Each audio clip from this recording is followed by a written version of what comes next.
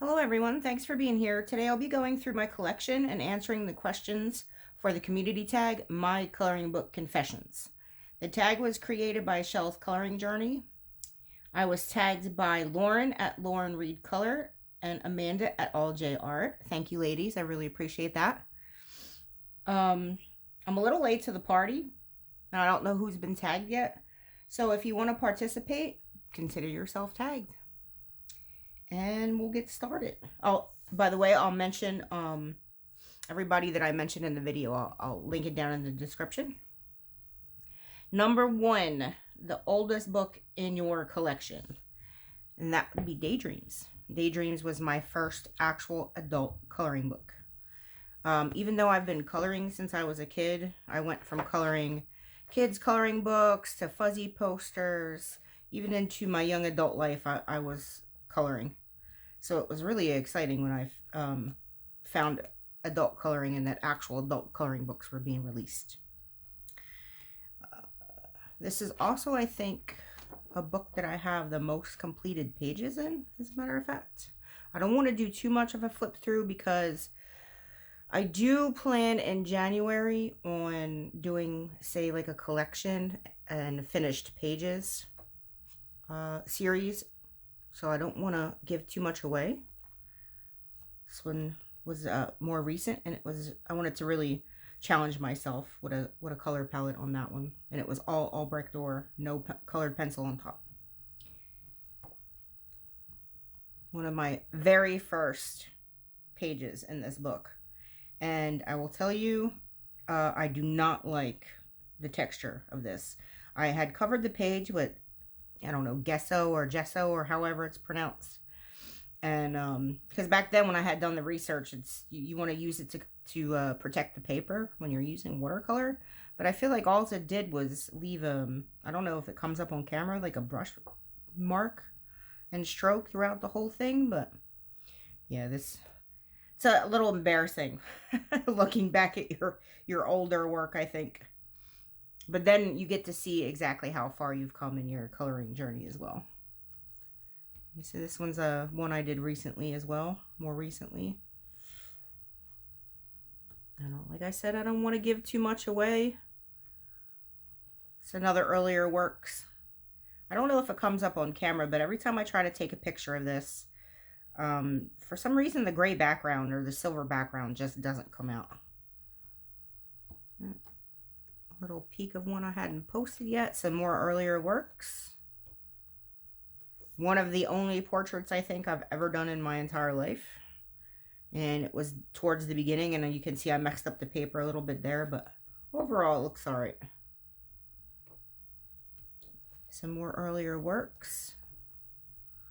Oh, this one was done in fall, I think, more in August. I would have to check.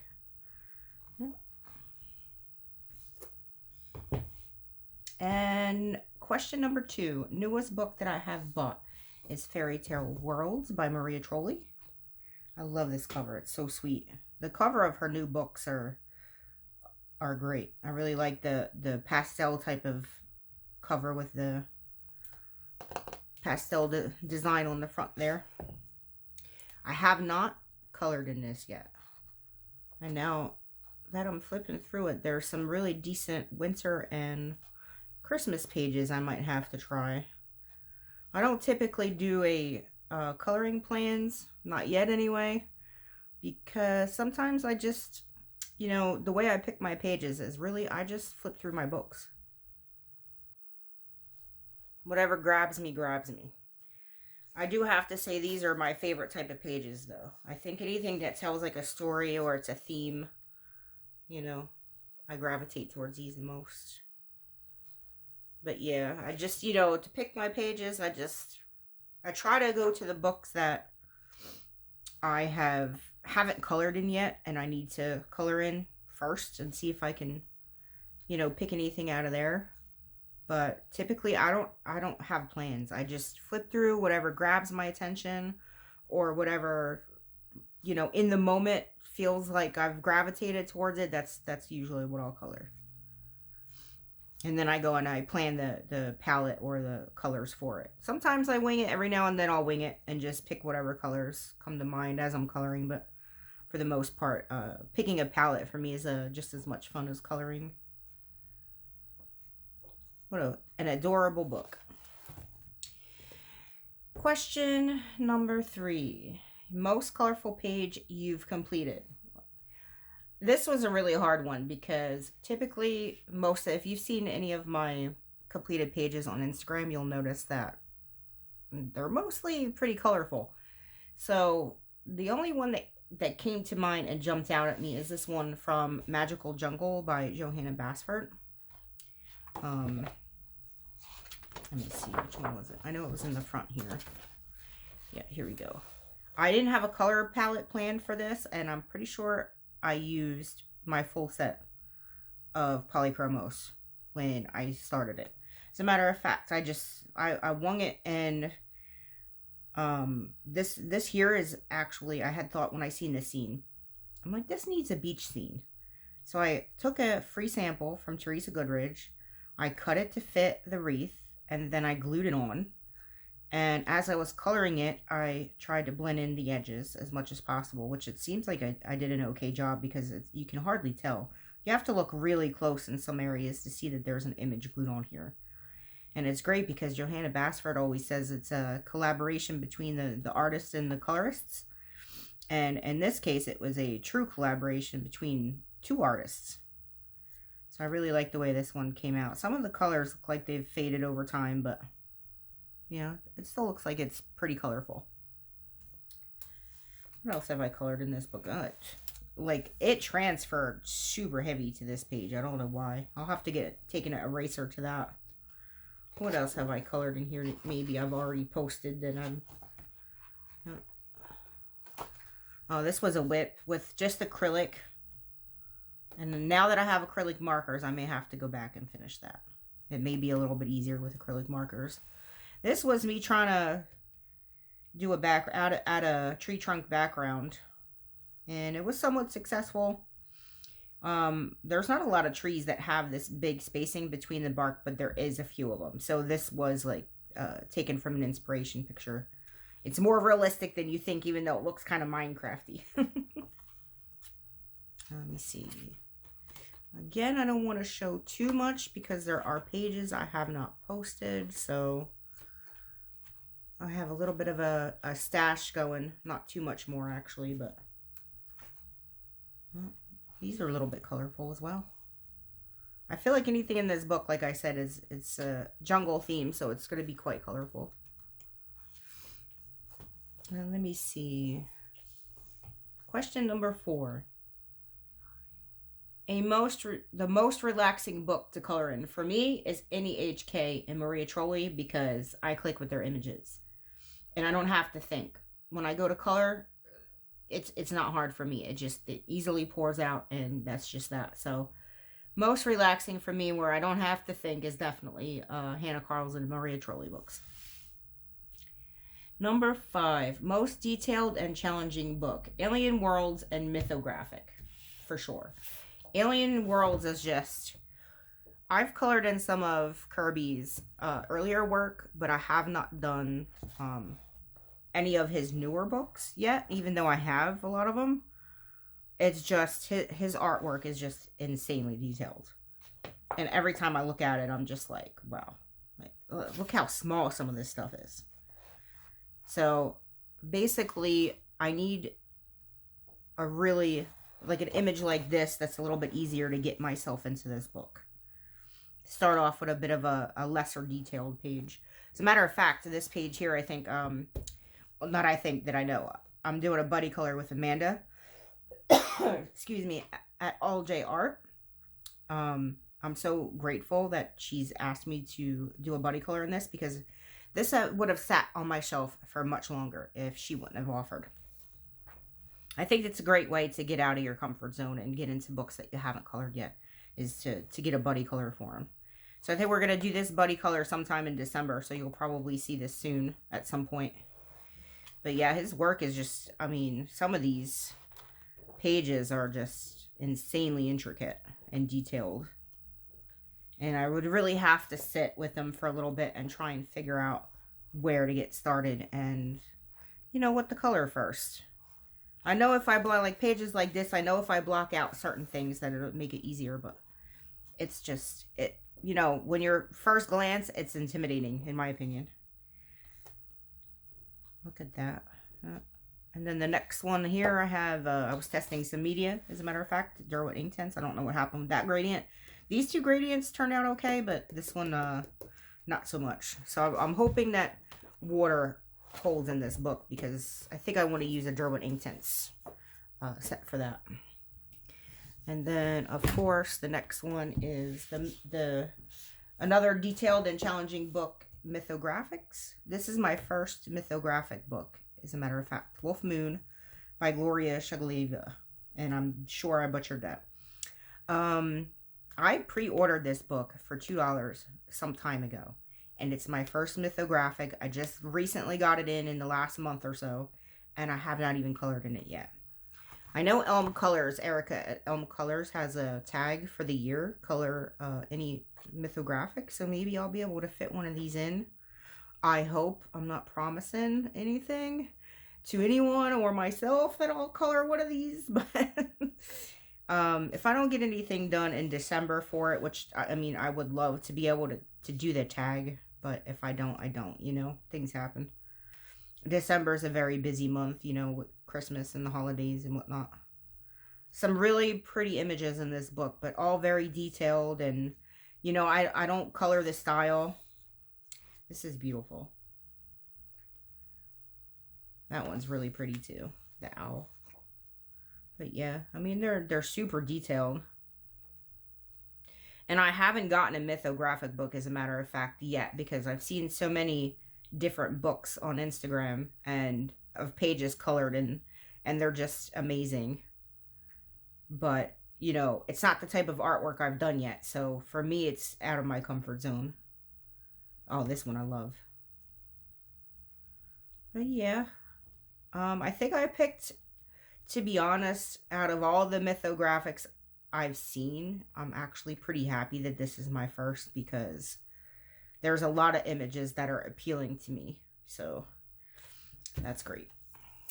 All right, next question. As a matter of fact, let me get some coffee first. A little real life confession. I am a coffee person. So let me know down in the comments. Are you guys a coffee person or a tea person? The only time I think I really gravitate towards tea is when I need something caffeine free and hot, and it's always this chamomile, vanilla, and honey blend. But for the most part, I'll grab for a coffee or a decaf before I grab for a tea. Let's see. Question number 6. Most unique art style, definitely Kirby. We just went through that for sure. Even all of his books are all huge array of different things. Book number 7. Book I've colored in the most. Daydreams. I'm like halfway probably done that one. And it's, even though it's only half and there's 96 pages, this is like definitely the one that I've colored in the most.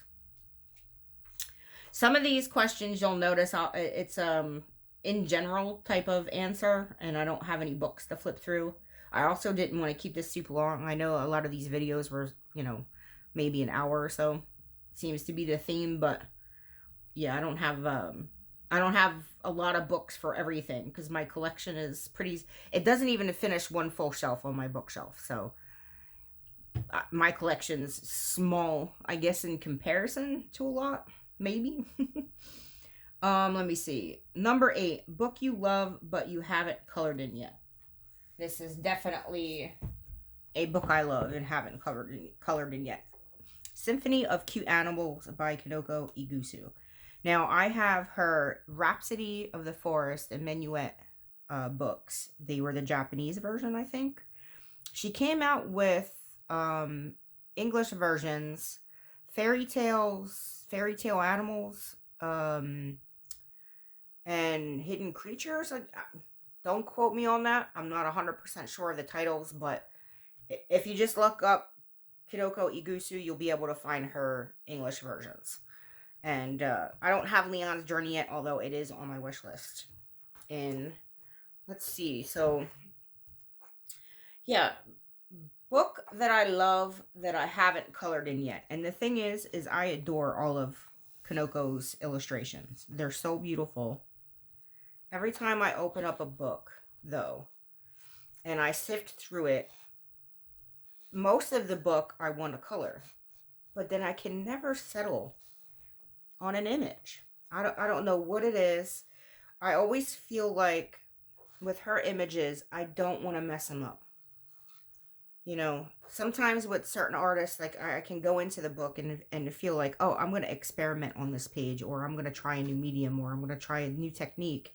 And, you know, I'm okay with it. If the page gets messed up, it's all part of the play. It's all part of the process, you know. But with her illustrations, I can't do it. I cannot bring myself to color something and mess it up knowingly, like going into it knowing that it might be messed up, because her, I don't know, her illustrations are just marvelous in all of her books. I do have some pages completed in her other books, but you'll see that when I go to finally go through my collection and my flip through in the new year.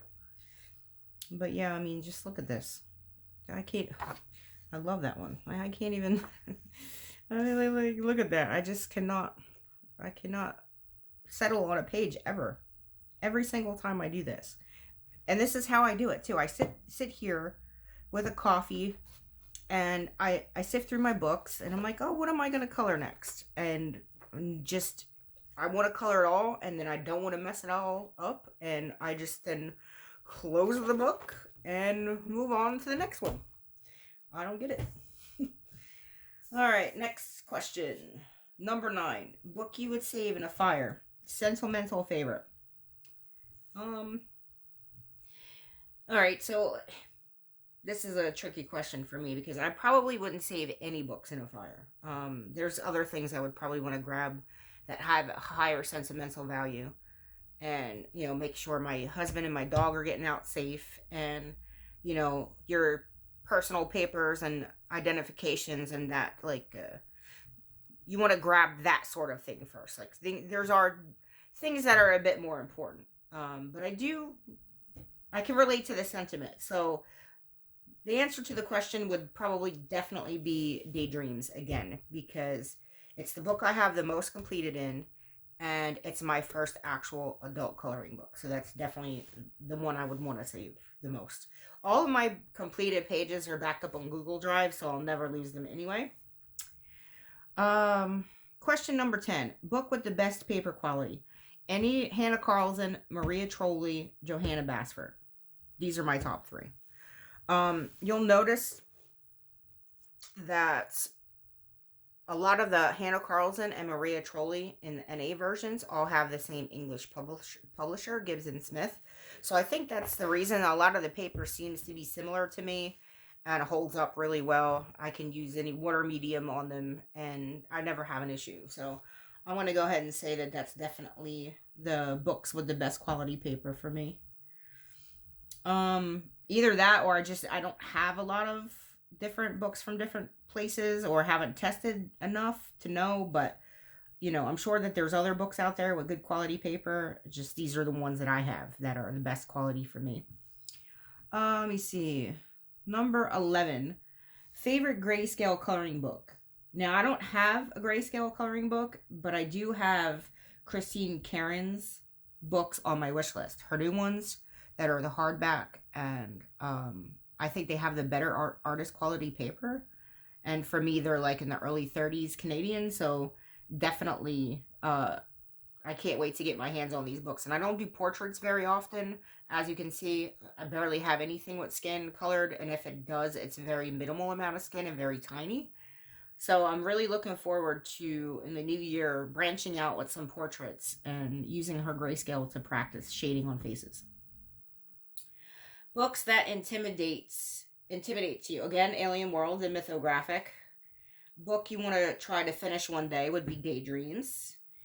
Number 14, best book for practicing new techniques. Now, these next 2 questions are going to be any Hannah Carlson and any Maria Trolley books, but I figured I would, you know, flick through some of these while I'm talking about it. So the thing is here, this is actually, I think, a book that I don't have a lot of colored pages in. And I'm not sure why, because I love them. Do I just have the one? Oh my goodness, I just have the one. There's the probably second only portrait slash skin that I have in any books. So, I think the reason why is it falls under practicing new techniques, and with spirit animals or soulmates. If you've noticed, there's a lot of these type of pages where there's a portrait and then, you know, the spirit animal with it. So for me, not really wanting to color skin, or not really practiced enough for me to do these, I just felt like this was a book that I would have to wait, or that I am waiting. And the specific skill would be, you know, the portrait in the skin. Like, I don't want to go and color this and then just have this. I mean, I guess I could color just the opposite pages and then go back later when I'm a little bit more practiced. Maybe I'll start doing that just to get colored in this book. I have one of the artists that I have the most is Hannah Carlson. I will collect her books regardless, even if I haven't colored them, because I just absolutely adore her illustrations and her books, even if I haven't colored a lot in certain ones. But yeah, like, sorry, you know, you want to have that. This is obviously a double in a sense, because you have the girl and then you have her spirit animal. But, you know, this would definitely be what I would practice, you know, skin in. That and fur too, because I don't have a lot of fur practice. I'm just starting to get in the fur practice. All right, let's see. Same thing with number 15, the most affordable but great quality book. Any Hannah Carlson. And there's a dragon tag this month. Maybe I would be able to squeeze something in. Maybe we'll see. But yeah, like for me, Hannah Carlson and Maria Trolley books are all, you know, early to mid 20s Canadian. And for the paper, like I never really have to worry about any of the books that I get from them, you know, with any media. It's obviously not alcohol, but, you know, any other media I want to use, typically I can use them. So for me, it's the quality is just priceless, you know, and they're very affordable. So it's a win in my book. Let me see what else is in here. And I can't believe I have not colored anything else in here. Well, that's plans for New Year. All right, let's see. I loved how this one came out, even though the skin is not great. I love the way this background came out, and I love the flip-flop colors. All right, next question. More coffee first. I feel like after I talk a little bit, my throat gets a little, I wouldn't say maybe froggy or scratchy, but yeah. Let me see. Number 16. Book you would recommend to beginners would be Small Victories by Johanna Basford. I just think that when you're first starting out, especially with some of the artwork in these books, we'll get back to that later, it can be very overwhelming, you know, especially when you see huge versions, like bigger. I mean, just take Daydreams, for instance. It's a much larger book. So when you see, you know, something large, it's like there's so many things to practice at once. Whereas with Small Victories, you can go in and you can practice middle. You can go in and practice leaves and mushrooms. You can go in here and practice a pumpkin. You know what I mean? Like, there's, with these little motifs and these smaller pages like this, you can really practice a lot of different techniques and a lot of different shading and color palettes and all of that good stuff without being completely overwhelmed. Then she offers some images like this where there is some free space for you to get creative if that floats your boat. So I just think overall it's a really good choice. You know? This is I've only done one page in this book, and this is it here. And the paper's great too. And the fact that it's stitch bound, I love it. I need to color in this a little bit more. I think because the smaller pages never seem to do well for some reason. And it's hard. You know, I try to get myself out of that mind frame of don't worry about, you know, social media, and don't worry about what does well and what doesn't do well. And I try every now and then to get myself out of that thought. But, you know, and just color what I want to color, you know. Sometimes you don't realize it, but influence creeps in, and you want to try to just color what you want to color. Don't worry about the rest. But yeah, I need to listen to my own advice and do that a little bit more often in this book, because a lot of the images are cute. This was all polychromos and Derwent tints. And look, no bleed through, no buckle, no nothing. I mean, obviously, if you added a crap ton of water, yeah. What's that? Alright, what's the next question? Next question is number 17. Book that sparks my creativity. Again, any of my top 3. Hannah Carlson, Maria Trolley, Johanna Basford, because they have such a variety of everything that there's always going to be something that sparks my interest. Okay, question number 18. The most nostalgic or childhood-inspired book. I'm going to go with the most nostalgic, and that's going to be the World of Warcraft adult coloring book by Blizzard. So few people I know know my gaming history, and World of Warcraft was a game I played for a really long time. So this was actually one of the first books I got, but I haven't really colored in it. And I think because when I was first starting out, I wasn't really sure how to color certain things, and I wasn't completely experienced in my media. So I don't know. Let me see there. I know that there's a whip in here somewhere. Oh, barely a whip. And here we go. And I don't know, like there's bleed, like there's this definitely some water-based markers that still bled through here. And I just felt like the paper couldn't handle a lot. So I would have to retry it now that I'm a more experienced colorist. And, you know, if you've played WoW, you know that there's a lot of glowing elements. So, for instance, I think why I stopped here back then is like, well, these ruins need to glow. How do I make them glow? I have no idea. So I kind of just stopped and never went back. But there's some really neat images in here. It brings me back. As a matter of fact, it's nostalgic too, because I met my husband on WoW. Another real life confession there for you. In end of 09, in September of 09, I had joined a guild, met my husband, and then by April, he had come out to visit me and meet my father. Daddy approved, and then the rest is history. We moved in together September of 2010, and we've been living together ever since.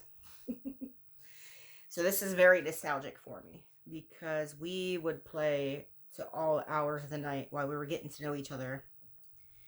It's like back then in 09, you didn't meet people online. Now there's apps and you just meet everybody online. But back then it was you were a weird one if you met somebody online.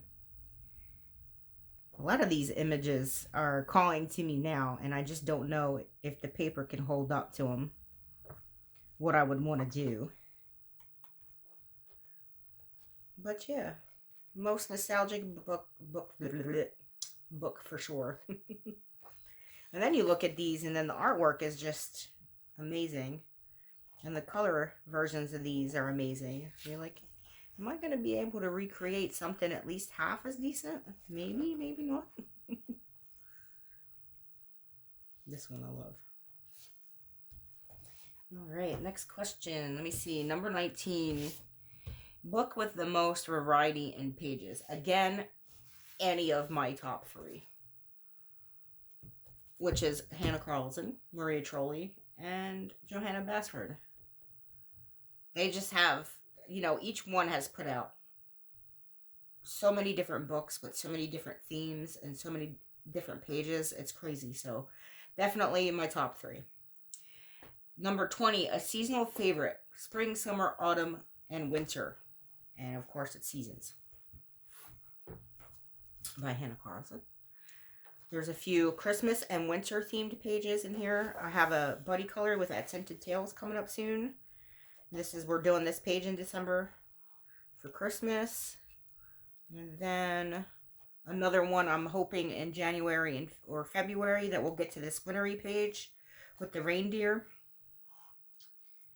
But yeah, it starts off, I know I'm flipping backwards, but you know, it starts off, I guess, in spring. I think this is the only book I've ever put my name in, and it's super tiny. And it starts in spring, and it just goes through the seasons. You know, spring, summer. Let me see. I know I've colored a few in here. I just recently did this one as an all pencil challenge and some fur practice for myself. I usually try and put challenges to myself, and normally I use mixed media, and this one was an all pencil challenge for myself and a fur challenge. And that's an older one. Polychromos and Neocolor. Let me see, we're in the summer. Oh, don't want to show you too much because there's one I haven't posted, so you just got a sneak peek there. This one was a very old one, beginning works.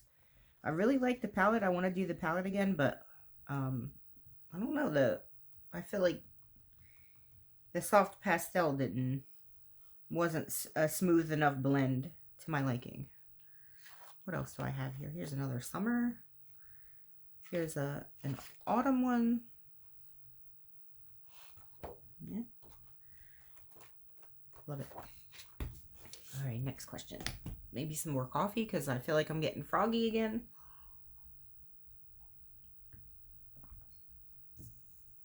Number 21.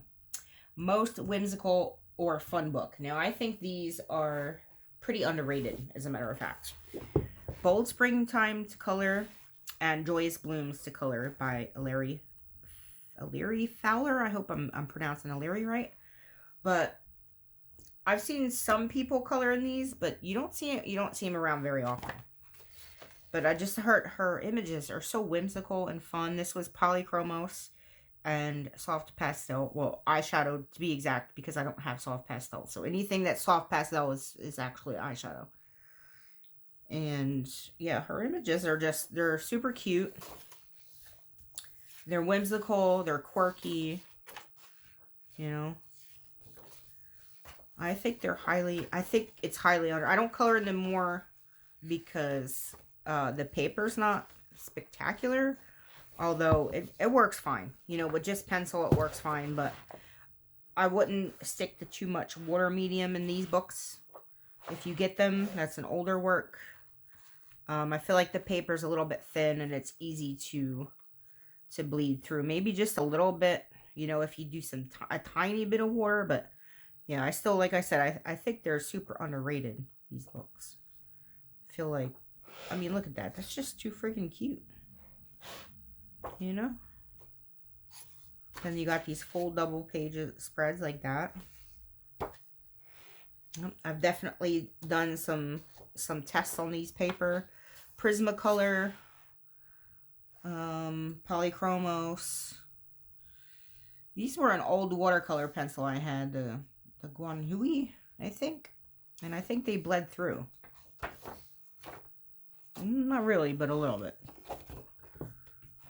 Joyous Blooms to Color. This was a more extensive test.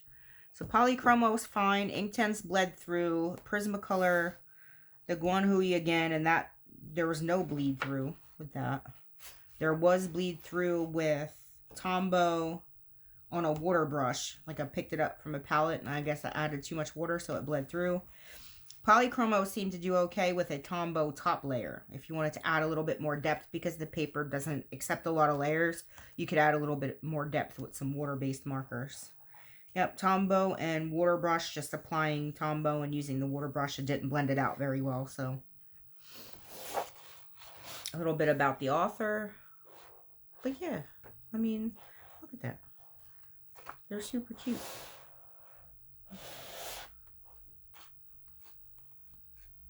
Some of the images I wouldn't try, but yeah. I need to color in these more often too. You know, that's always the theme, right? Too much to do and not enough time in the day. That's an adorable image. Yeah, that's that one. Let me see. I'm pretty sure, I'm pretty sure I used water-based, maybe some Albrecht ore for this one. And I don't think I got any bleed through. Nope. I just have to be careful with the water, I guess. All right.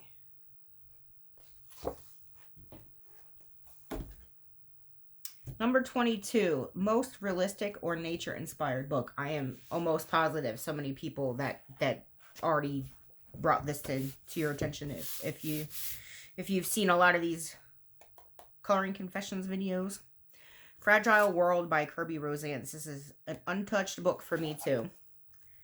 And the book, if I'm not mistaken, yep, brings attention to 56 endangered, vulnerable, and threatened animals and landscapes. So these are all real animals, which is, if you have his books and you know his style, he's a fantasy based. So the fact that these are all real animals and real landscapes is amazing. All of this stuff's amazing, obviously, but it's really neat to see just, you know, a realistic book. Look, I haven't colored in any of this yet. So neat. The community has done some really great masterpieces in this book as well. Just check out a Fragile World tag on Instagram and you'll see some of the masterpieces. This is another one of those books I flip through and I love the images, but I never settle on anything. I hope I can change that. I feel like I hate making plans, but I feel like I should have a 2026 goal of just, you know, getting to all my untouched books. I'm sure I'm not the only one, though. That's gorgeous. I mean, look at these, you know. So neat. This one, too. I've seen so many masterpieces with this one. It's like, do I even want to dare? No, I don't know. All right. Let me see. 23 and the last question. Book you have ignored the longest, uncolored. Surprising, because I have so many of her books. And the fact that I still have books of hers that I've either only colored in 1 or 2 pages or haven't colored in at all is outrageous, in my opinion. It's blasphemy. But, like I had said before, I don't, maybe I didn't mention it, but I will collect all of her books. And I have all of her books except for Halloween, but that's not available to me yet. But I will have it as soon as it's available.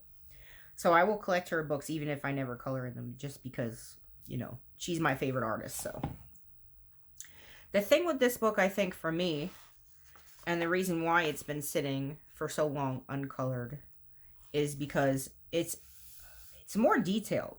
I mean, like, there's a lot of little things to color. And, you know, some things I don't know how to approach because it's a different theme. And I don't know how to approach, like, a space theme. I haven't colored very much space. And it's something that I need to work out and figure out and practice. I mean, these sort of images I can color, obviously, easily. But, you know, these are the ones that I gravitate towards, the ones I already know how to color. But for me, I need to get out of my comfort zone a little bit. I like how this melds like a typical, you know, building page that she would do, but with some, you know, futuristic or space, you know, type of architecture. And I really just, you know, I just have not gotten to it yet. It's a very different style than I'm used to seeing from her. Like, this is all like a metal I would have to practice. And yeah, I haven't been able to...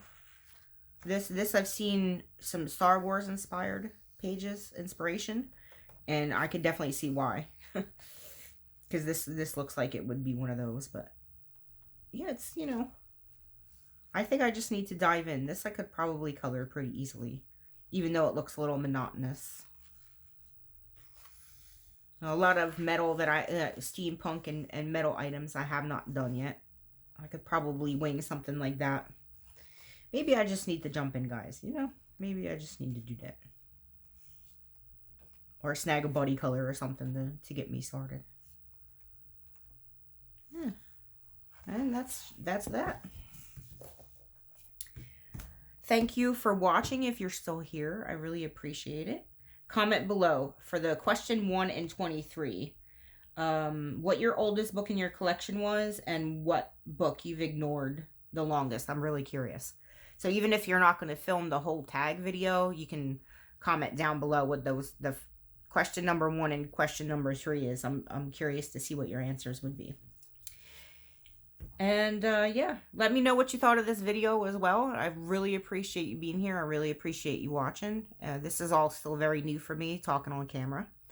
So I appreciate any feedback. And have a wonderful day. Until next time.